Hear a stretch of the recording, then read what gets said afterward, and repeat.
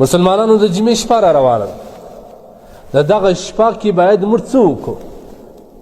که انسان وغواړي چې د الله د رحمتو ځان لاندې کړي په دغه شپه کې لاندې کولی شي. روایت کې راځي نبي کریم صلی الله علیه وسلم فرمایي من صلى على النبي واحده صلى الله تعالی وملائکته 70 صلاه. که چا په دغه شپه باندې پر نبی کریم صلی الله علیه وسلم باندې یو درود وویلی، دا په عام شپو کې هم دغه ثواب ده. لیکن که د جمعې په شپه وویل، الله تبارک و تعالی پر دغه بنده باندې 80 وارې رحمتونه نازلوي.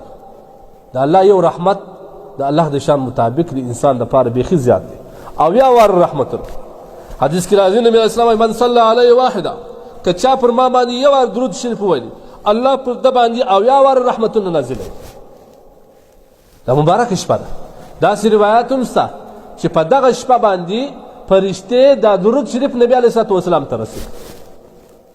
څومره اعزاز دی د دې امت لپاره. د دې درود شریف برکت او د دې جمعې شپې قدر دا به هلته تا ته په ښه درځي چې د قیامت په ورځ ټول انسانیت ولاړ، انبیا به دا خواهش کړي چې کشکې زموږ د محمد رسول الله امتیان وای. لیکن دغه امتي چې نبی علیه صلات وسلام باندې درودونه ویلي، د رسول الله صلی الله علیه وسلم د شفاعت مستحق به هم دا ګرځي. موږ څومره غولېدلي، څومره نفس او شیطان به مخه اخیستې. کله چې د جمعې شپه سهار سي چې په ماښام شپه را روانه ده، په دغه باندې موږ کوشش دا کوو چیرې نن بانډار کو، یو بل ته حال و احوال سره ورکو، ټلیفونونه کوو او یو بل ته دعوتونه ورکوو چې هله راسه فلانکي ځای کې. دا ټوله شپه موږ د الله په قهر کې، دا ټوله شپه موږ په ورکو تېره کړو، دا شپه موږ په چکو تېره کړو، دا شپه موږ د الله تبارک وتعالی په نافرمانۍ تېره کړو، دا موږ په غیبتو تېره کړو، دا موږ په رقم ناوړه اعماله باندې تېره کړو. ولې داسې کوو؟ آیا دا شپه ستا د مغفرت ذریعه نه ګرځي؟ بیا خو په هفته کې بله شپه خو انتخاب که، دا شپه نه بله شپه خو انتخاب که. بیا د جمعې مبارکه ورځ ټوله ورځ په خوب تېره کړي، د جمعې لمونځ هم درڅه قضا شو.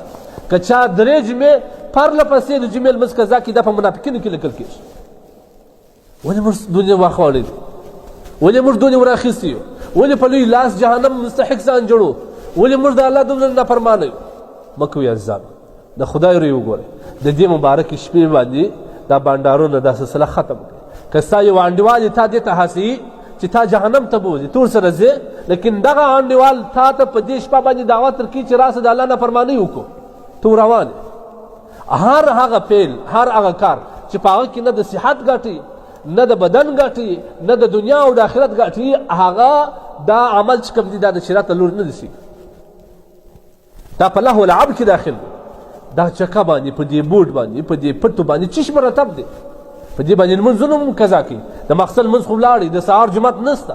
کم پیل، کم کار، کم کیل چې په هغه باندې د الله نافرماني سره سره د لمنځو قضایي په دې کې راځي، د حرام سره ګرځي، دا شی حرام دی. بیا که چیرې د دې سره د لمنځو خطره چې خلک بالکل لمنځونه ورسره قضا کوي یا نور ناوړه عمل حرام په دې کې کېږي، بیا د دغه وجوهات په وجه دا شی حرام ګرځي. او دا ښکاره خبره ده. ته واسه وګورې چا چې د جمعې د شپې بنډارونه کړي، دغه یو سړي د جومات لمونځ کړي، په سل کې یو کس به مړ ځه. مه کوئ داسې. په خپل لاس باندې آخرت مه خرابوئ. دا موږ مسؤلیت دی، موږ باید تاسو متوجه شئ. د هېڅ چا توهین موږ نه کوئ، د هېڅ چا اهانت نه کوئ. صرف مو زړه درد کوي چې موږ غواړو چې په دغه شپه باندې ته خپل درجات لوړ کړې. ته نبي علیه صلات وسلام باندې درود وایه، دغه درود ستا د شفاعت ذریعه ګرځي. او دا واورې کوم سړی چې ډېر درود وایي پر هغه باندې په زندګي مسکنت نه راځي. ته په دې درود باندې د مسکنت څخه خلاصېږي، ته د الله تبارک وتعالی د رحمتو لاندې راځي. یو درود باندې 80 رحمتونه چې ته 100 وارې ووایه، 100 ته په 80 کې ضرب ورکړه، څو راله؟ مه کوئ عزیزانو. الله تبارک وتعالی ته نو متوجه سي. دا الله ولعاب، دا فضول خبرې، دا د نفس د شیطان پیروي، دا په ښه نه درځي. چې کله ته مړ سې، تا په قبر کې کښېږدي، بیا به تا ته د انډوالان په ښه درسي، بیا به دعا وایه چې ای زما انډوالان، تی زما سره څونه خطا وکړه، څونه مې موږ پر بدل لاپې. دغه انډوال ستا دشمن دی، دا تا د آخرت نقصان ته هڅوي، آخرت خرابېدو ته دې هڅوي، تا د آخرت وسمېدو ته نه سموي. داسې انډوالان څخه د دې د صحبت څخه د دې انډوالۍ څخه ځان وساته. الله هم نه راضه کوه، انډوال خفه که. بیا به ته د آخرت په ورځ باندې د محمد رسول الله د شفاعت مستحق هم ته ګرځې او د الله په وړاندې چې کله حساب کتاب ته ودرېږې الله تبارک وتعالی به ستا مغفرت هم کوي.